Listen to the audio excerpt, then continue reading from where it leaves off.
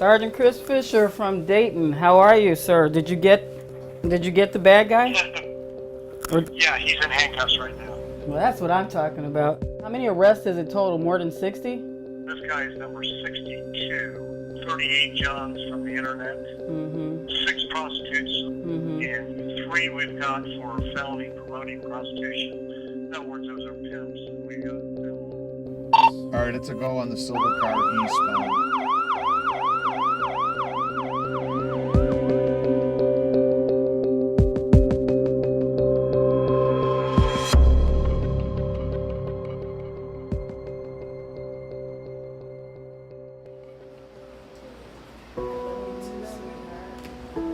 I am a survivor of trafficking. It took me about 5 years in my recovery process to realize that I indeed had a manager, pimp, trafficker involvement because I thought they were boyfriends. There was a time I did not sleep for 3 weeks. These parties were these, sex and drug parties, 24 hours a day, 7 days a week. For so many reasons, I should be dead. The rapes, the beatings, I've been kidnapped one time. And one day God sent angels with handcuffs to rescue me. The sex trade is money driven, and there's people out there that are making money off of it. People don't see the horrible abuse. We see it every day. I'm Michael Anton. I'm a deputy chief for the Cook County Sheriff's Police, and I run the Special Investigations Unit. Hey, Bill. We do 2 types of operations. We'll do a hotel operation, and we'll do street operations things. We did the hotel operation yesterday. We call it a reversal. We'll rent a couple of rooms. We'll put our undercover officers in the room. We'll post ads. And then the Johns or the buyers will answer the ads.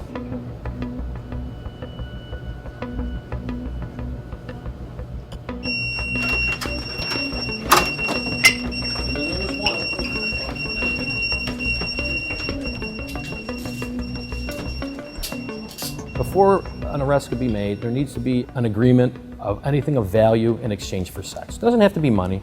We've had people offer our undercovers, a bottle of wine, bag of donuts, so it can be anything of value. That's what the law is. A lot of other jurisdictions, to my knowledge, are concentrating on the actual women for prostitution. They're not addressing the Johns as much. We arrest about the same amount of Johns as we do the prostitutes at this point.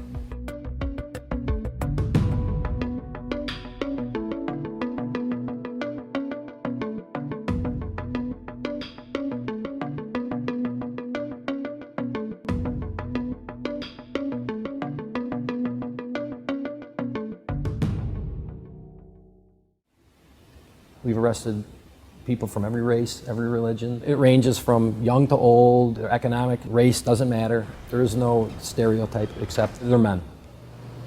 Did you know that it was illegal to solicit a prostitute? I must be getting to the late. 10-4. The commander got the commander. Yeah, I mean, but I don't know.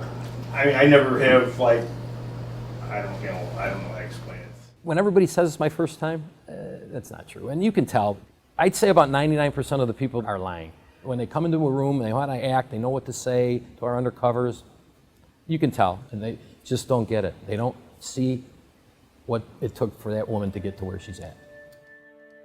The Johns say that criminal attention matters to them and that they don't want to be arrested, they don't want to be convicted of trying to buy sex, because they have jobs to lose, families to lose, and a community that may be upset with them.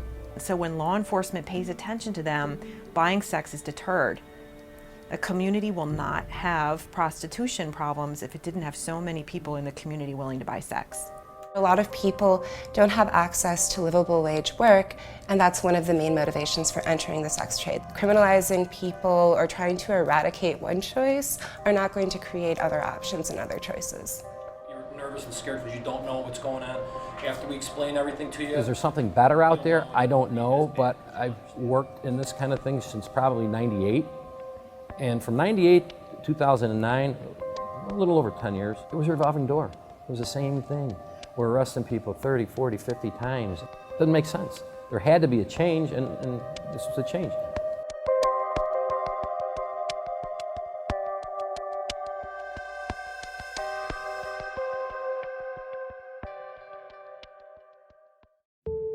What we do now is we still take them into custody for prostitution, soliciting a sex act, but we'll write them a ticket. We write them the citation, $500, we tow their car, which is another $500, and they have to pay for the tow fee. 60% of that money that they pay goes to our Women's Justice Program, and 40% goes to the juvenile justice. And the Women's Justice Program, what they do is they talk to these women when we arrest them, and they try to get them services and help, and they try to get them off the street. That's really what the goal is now.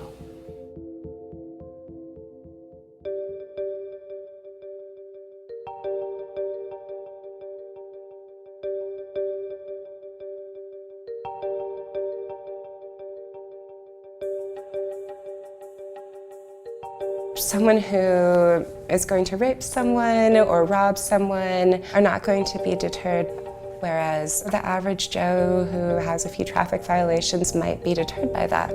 I don't feel like a victim of the industry. I feel like a victim of current policy and legislation. There are less clients, but there are now more dangerous clients. People who are engaging in survival sex work have a lot fewer options and have a lot less power to say no, to turn down a client that they get a bad feeling about, demand use of a condom. I hear it every day. It's a victimless crime. She wants to do it. Nobody's forcing her to do it. So they don't see the psychological issues. They don't see drug problems, substance abuse, domestic violence. They don't see that.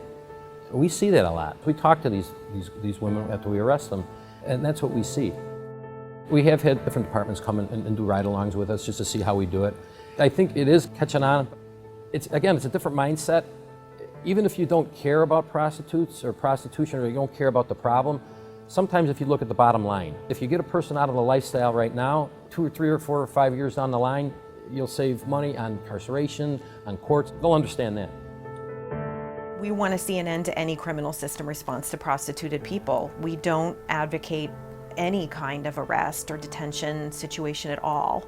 The best, strongest, most effective way to support prostituted and trafficked people is to create community-based services that are designed and run by survivors, that don't require any institutionalized connection or coercion to become involved in.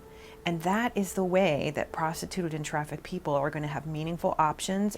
And I don't believe that we need to detain them to have that happen. Has it worked? That's the big question. It's worked in a limited sense that we haven't seen a repeat offender. Now, does that mean they've come out of the sex trade business, or are they just getting better? Are they not going to this certain website, or are they not going to these areas? You know what I mean? That's difficult. I don't know if that's a fact. I think time will tell. We track a lot of things, so we'll see in the future.